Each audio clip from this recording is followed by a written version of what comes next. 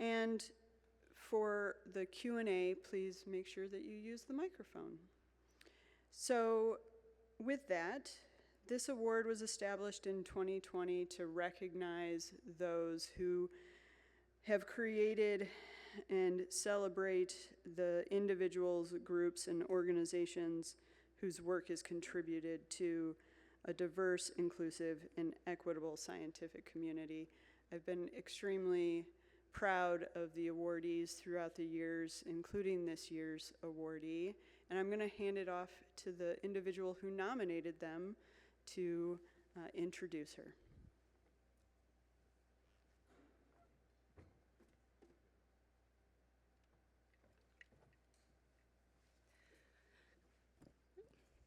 Hi, I'm Heather Brown-Harding, and it is my pleasure to introduce Dr. Mariana De Niz, this year's ABRF DEI Award winner.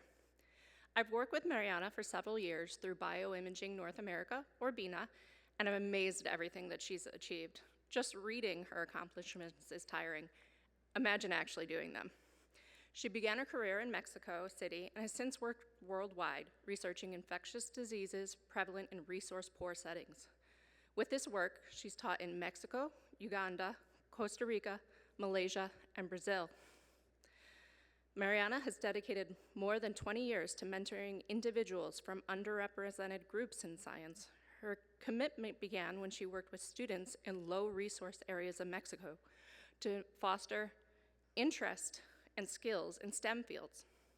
Since then, she's mentored and trained numerous scientists from underrepresented backgrounds, supporting them in both bachelor's and PhD programs.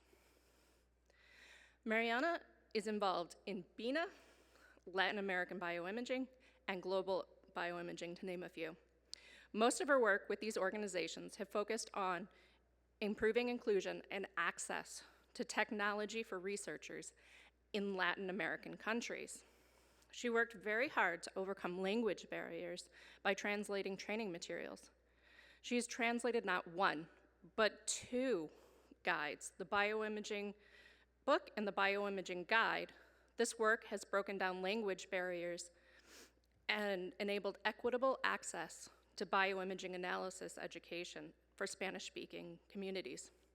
If that wasn't enough, she has also translated many of the BINA videos on YouTube. As co-chair of the Training and Education Group for Global Bioimaging, Mariana leads initiatives that promote inclusion and extend knowledge to the minority communities through events, workshops, and global collaborations.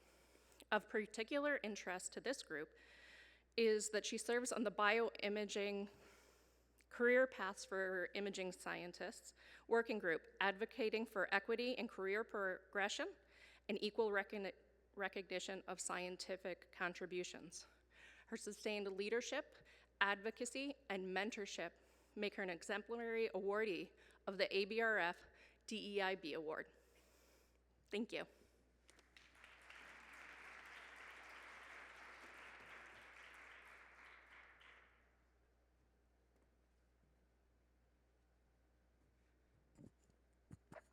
Thank you so much for that introduction, and thanks to the organizers for this award. I'll say a few words afterwards, but I'm very grateful that this award exists and that this group exists, despite everything that challenges it. And the reason for the title of my talk, so Sticks in a Bundle are Unbreakable, the many architects behind an imaging community for all, is that none of the work that Heather mentioned right now and that I will talk about in a second was done alone. So it's all, a community effort. So I will recognize many of you that have participated in these. Yeah, my inspiration for this started in Mexico. So I began with two main initiatives that I was very involved in when I was very young. And one was, this group, Unidos, it's for raising awareness, especially, 20 years ago, more than 20 years ago now, of inclusion of people with disabilities. So it was very hidden and very taboo at the time. Children in particular were not, seen, and the perception, social perception was not great. So this particular team sort of worked a lot towards, normalizing that we interact together. And the other was teaching and building infrastructure in indigenous communities in Mexico. Many of them under-resourced, and so I learned a lot in that respect, and it made me think a lot about what it is that is a barrier to access to knowledge and to infrastructure and to all the opportunities that many of us take for granted. The second big inspiration for me was already when I became a scientist and I had the opportunity to train in different places and to teach and to learn, be in public health. So yeah, my career has mostly been in infectious diseases, and I had the chance to work in Brazil, in Uganda, and in Malaysia.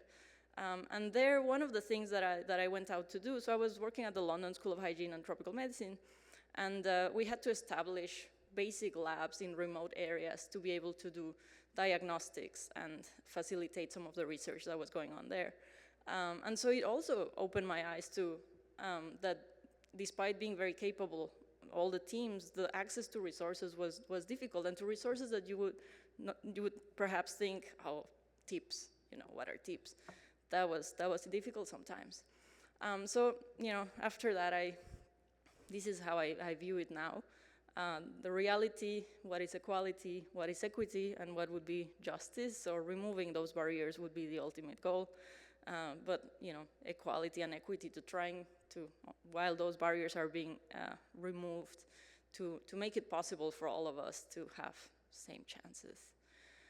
So the work that I've been doing since becoming a scientist has been really in many different areas.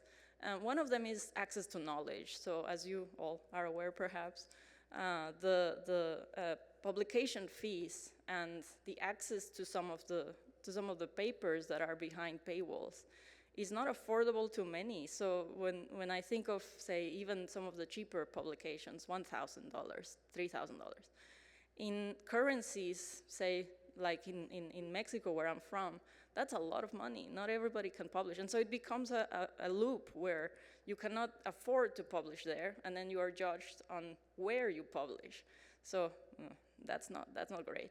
So when I was younger, 2016, so it's now 10 years, I joined Prelights and ASAP Bio to try and sort of two things. So one was to make this accessible in terms of free, so it was highlighting preprints. And the other was to make it accessible to the general public. So the point of Prelights is to remove all the jargon and to make really direct messages of why this research is impactful. And so I wrote over 100 different posts, and you can see some of the examples there. A lot of them have been imaging related. I love imaging since a long time ago. So that was one of the things. And then I had the chance a bit later to join the Early Career Advisory Group of eLife, where that was another big push for removing barriers for publication costs, removing language barriers. So those were initiatives that I tried to push when I was in that committee, ensuring equal access and addressing barriers related to disability and removing barriers related to neurodivergence.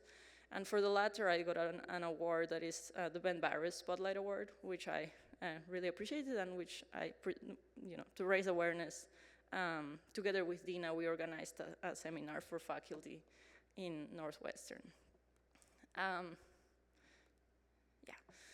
So my first experience in terms of networks, because they became very important afterwards. So just to go back a little, for all of these, of course, it's all these initiatives, right? So all my colleagues, so that's just the people you see there are just the people that became members the same year that I did, but it was a much larger group.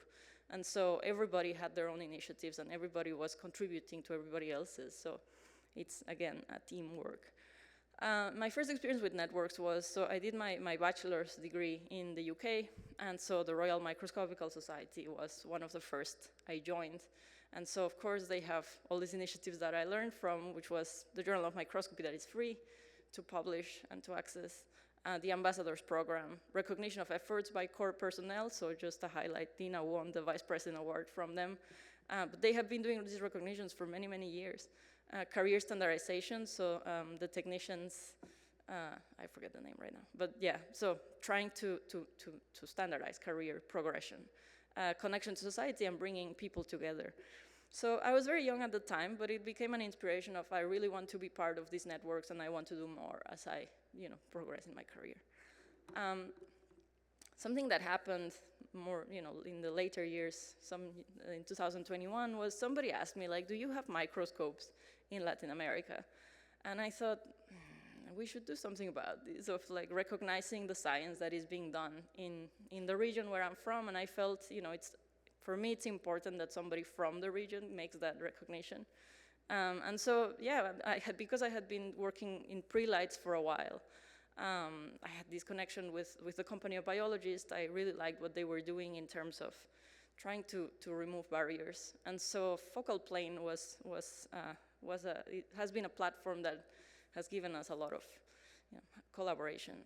And so I generated this blog, Latin American Microscopists, where I have interviewed about 100 different scientists. I tried to do 10 per country, so right now I've covered 10 countries only, but trying to really highlight the achievements that they have done and all the infrastructure that they have managed to build in the region. So yeah, trying to give visibility to the efforts done there. And this allowed me also to get closer to the region. So I left my country when I was 15 years old. And it's difficult to connect back. That's something I found out, right? Because I wasn't even there for my bachelor's, so going back as a scientist wasn't easy at all. But yeah, that allowed me some connection and also to see myself what the efforts were in the region and everything that is being done in terms of microscopy. And so things that I identified, and so again, this is in terms of people in Latin America doing a lot of the work. These are three of the people I wanted to highlight. So one is Kilar Miranda, Hernan Greco, and Leonel Malacrida. So they have led a lot of efforts for the region in general. So things I identified in these interviews was the shared challenges in the region and how to try and overcome them. Regional inequalities, so how women and indigenous groups, apart from the regional apart from the actual inequalities at a global level, there are regional ones. Unequal resources and unequal recognition, also at a regional level. Travel limitations, so I have great colleagues from Cuba who can almost never join even in the region, right, because of travel, visa issues. They take forever or they don't happen. Implications of meetings being held in wealthier Latin American countries. So for example, I'm sure you remember the Argentinian latest economical crisis. And I think that year, the LABI meeting was in Brazil, and they were saying we cannot travel there, right? The currency change is just too huge. So, trying to discuss between us how it's best to ensure that even among the Latin American community, there is some removal of barriers and some level of equality. So yeah, that was sort of a butterfly effect, like I tried to think of it, because I was doing it really with that purpose from that question that was triggered of, are there microscopes in Latin America? I started this set of interviews, and then there was the first LABI meeting in Uruguay in 2022, and because of the work that I had been doing, I was invited to apply to the DEI Awards to attend. I attended, and then that put me in touch with all the other organizations, including, of course, LABI and BINA. So, and with CZI, of course. So with CZI, Dinar, Vanaitis, and myself have interacted to highlight also the work that many people around the world have done to democratize access to microscopy. Butterfly effect number 2, in Latin America bioimaging, I got to meet all the people that have been doing a lot for the region, and it was there that I met the representatives of BINA, the representatives of LABI and GBI, and then joined their various efforts. I was asked to chair the working group of outreach and integration. So it was the first LABI meeting. LABI had just been founded, and so I did, together with some of my colleagues that have also been doing a lot of efforts. So they asked me to, the president of LABI asked me to form this group, and I invited Hernan, Liciel, and Aide. And so we have 3 aims in that group. It has been outreach for open science, so engaging communities in the region to sort of inspire them to become scientists. The other is global dissemination, so similar to what I had been doing for Focal Plane, to showcase Latin American contributions to science to a global audience. And the other is integration for innovation, so connecting Latin Americans at home and abroad to collaborate more. So that's the aim of that group, and we have done many different types of activities in terms of that. Under those lines, so we Equal Access to Knowledge, the latest event that we did together with Dina, and you can see her there at the front of that picture. We got a Company of Biologists Award for Global South, so a workshop in Ecuador that we titled Democratizing Microscopy in Latin America, Imaging Across Scales and Regions. It's interesting, so I couldn't attend that workshop because that's around the time when the H-1B visa topic was happening. So I didn't travel there, but we worked for 2 years to organize this workshop. And the idea was, so the reason why we organized it in Ecuador was, again, around the discussions that most of the workshops in Latin America had been organized in Brazil, in Argentina, in Uruguay, in the wealthier countries. And so the communities in other countries that have less resources were starting to feel like, well, we cannot join if it's in such expensive countries. So that was a great experience. And the other big event that we got a grant for was the outreach event in Rio de Janeiro the year before. So that one I actually traveled to. And that the main aim of that workshop was to reach out to the public. So we went to the botanical gardens in Rio de Janeiro, which are enormous. And we addressed about 100 different children that participated in everything microscopy related. That was a lot of fun. And again, it was only possible because of the effort of everyone in LABI that helped us make it happen. Around that time, I also joined BINA, and so there, I met Nikki and Vanessa and Claire in Montevideo in the meeting I mentioned. And so we started talking, and they told me about the working groups. And I joined 3 working groups, and later the executive board member as an intern.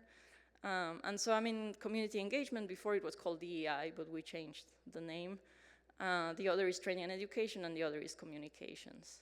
And so there, really, in terms of community engagement, which is all the DEI efforts, I became chair after, and she has been an awardee before, Feather Eves.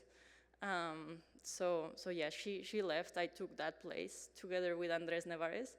And so I was able to bring some of my interest, and one thing that I always thought was we will continue the efforts of the chairs and the team members that were there before. But of new initiatives that I've tried to work towards together with the group has been several. One is a better integration of Mexico into BINA. So BINA is Bioimaging North America. The largest representatives in that organization are Americans, and so at least from my side, I really tried to bring more Mexicans into, to have a say in what happens in those initiatives. And this paper came out from the meeting that was in Mexico a few years ago that was LABI and BINA together, so discussing precisely that. The other topic close to my heart was inclusion and neurodivergence and equality in access to knowledge. So one of the examples was this speaker panel we did in 2024. We asked different people that would like to talk about neurodivergence to join it and speak about the challenges that different neurodivergences pose and what we can do to make it easier, right, for everybody. And the other, so Rhonda Powell, the first person in those images, she together with Sylvie, they have this idea of pedagogy. And so one thing we started working towards was also in terms of autism, for example, was how to teach users with different needs, right? So that not the same teaching methods at a core facility work for everybody, and so how best to make it accessible. The other has been, as I mentioned at the beginning, so the inclusion of people with different disabilities, different disabilities, visible and invisible, and so we also had some panels discussing that. So Alison North, Rhonda, and Eduardo, and Chris spoke about the different things that either themselves or people in their facilities or in their teams have faced, and what we can do to make it easier for equal access and removing barriers. The other has been equal representation of underrepresented groups. So the speaker series that used to be there before I joined was the Hispanic Heritage Month and the Black History Month speaker series, so those continue. I tried to introduce others, and you'll see there, interestingly, that there's no title on what it is. So those are, in March, it was Women's Day, but that was 2025, so we advertise them now as speaker series. No longer the names. And we discussed several different things. So for example, the last one was David, who is here, discussing family, right? Balancing family from the perspective of a father. Sorry. The other has been, the translation of the books. So again, I just translated them. So the people who really did all the effort were Peter Bankhead and Beth Simini, who I think is somewhere here. And I just translated them to Spanish to make it accessible to people that don't speak English. The other have been the panels for mental health. These were main contributors. It all started because Peter O'Toole did a series of interviews for his Microscopist podcast. And so that inspired this particular panel. And it was very popular, and people were really like, you should organize this again. Because we should do more towards both addressing these in our own teams, in the core facilities, and the users, right? So I think somebody mentioned, I don't remember if it was Peter or it was Dina or someone said, we are the bartenders of science, and so what we can do to help the users when they come to us. And finally, so in global bioimaging, I was asked to co-chair the training and education working group together with Marcela Diaz and Daniela Aviles. And so what we have tried there to do, so all of us are Latin Americans, and so, but not necessarily from a Latin American perspective, in general, how to organize workshops and courses and training programs that are inclusive, right? What to consider. Starting from, for example, if it's an international course, how to make sure that people who need complicated visas are included, right? How early do you have to start? And for example, when people don't speak the same language, how do you organize interpreters? What we have to consider when it's hybrid meetings and when to make them hybrid and etc. So right now we are all, it's a very large group from people from all over the world, and we're writing a book with all of this information. We have this blog as well, so this is with Dina, we've co-authored it towards global access, so really highlighting the different initiatives from all around the world that work towards that. So,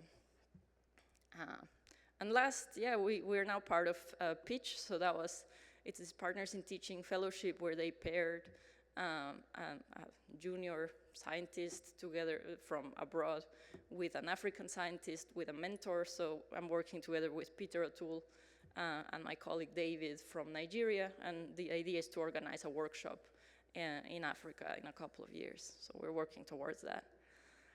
So that has been my work so far, and so I wanted to just finish in terms of what this award means to me. I think sometimes the word DEI cannot be said anymore. So I think it's really important for me from my background, and I think it means a lot to me. And so I want to thank, as I said, I want to thank first of all Heather and Dina for the nomination and everybody who supported it. Just like the title of my presentation, it's a community-based effort. Some of those initiatives I started, some of them they were started by somebody else, but in the end we're all building it together and protecting each other and making everything accessible to everyone. So with this, I'd like to end, and thank you for your attention.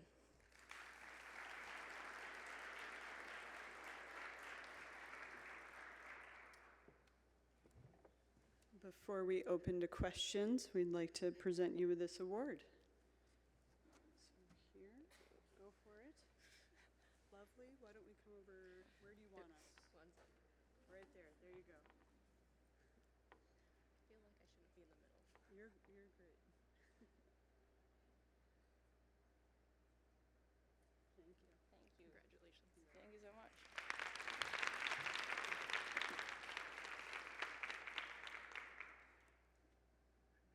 think now it's open for questions. So may I ask the first question, first set of questions? So this is fascinating. So many things you have done. So I have 3 questions. If somebody's waiting, I'll ask one first. First, it's what's your main job? And you do all these things. How do you do all this? My main job, so right now it's interesting. I used to be at the facility, at the core facility with Dina, the Nikon Imaging Center. And now I went back to do 80% research and 20% core, so that's my job. All right, thank you. The second question was, so when you first started, you already told the story. So how did you get funding? How did you do all these things? I mean, you had a grant, so you showed that in Brazil, but all the other things, how did it happen? The other things, so I mean, the focal plane and so on, it's not funded. No, it was voluntary, unfunded. Only for the large events it has been funded, and then of course everything that is coming from the working groups receives funding from the organization. So LABI and BINA and GBI fund some of these. Oh, okay. So all the travel you do on the sideline, right? So you Yes. Okay. So the third question is for people who are not doing imaging, how do they either join your group or do something similar? I'm doing proteomics. So I also run my day job is run the core facility. I've been doing education for the last few years. So I have NIH grant to do my teachers training and the college student training, but I'm also doing high school student training without federal funding or other funding. So I'm thinking if I want to expand to like North America, so how do I do that? I think, for example, so I know that BINA and LABI and GBI are imaging related, but for example, of the 2 grants that we got for these big events from Company of Biologists, they are not specific to imaging, and not specific to cores either. So those I think have been quite beneficial. So they offer that those are the ones I'm familiar with. They offer the Global South, the small meetings, and the sustainable meetings. So those are, and they're not little, they're quite a lot of money. Thank you, I'll talk to you later. I really want to go to Brazil.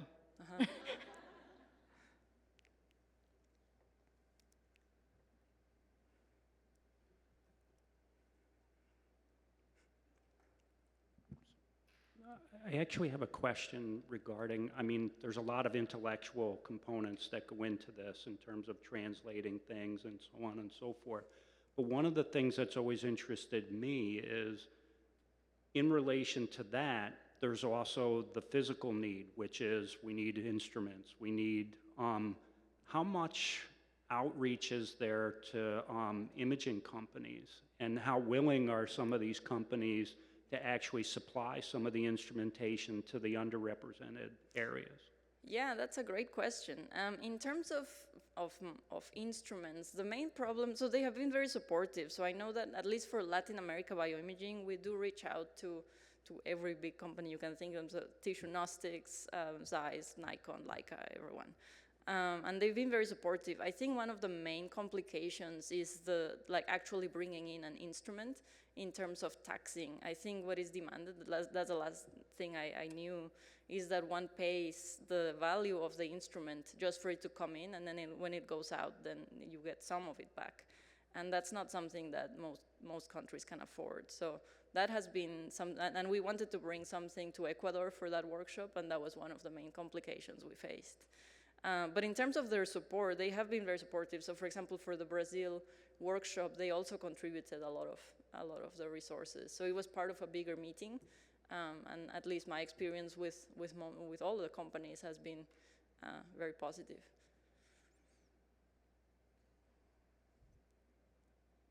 Yeah.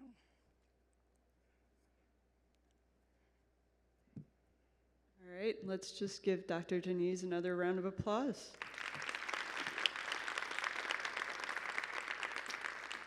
And I encourage you after the networking break to join us on another equity and inclusion session. We have a panel to talk about the experience of individuals in core facilities and why it's so important to continue these conversations. So thank you so much.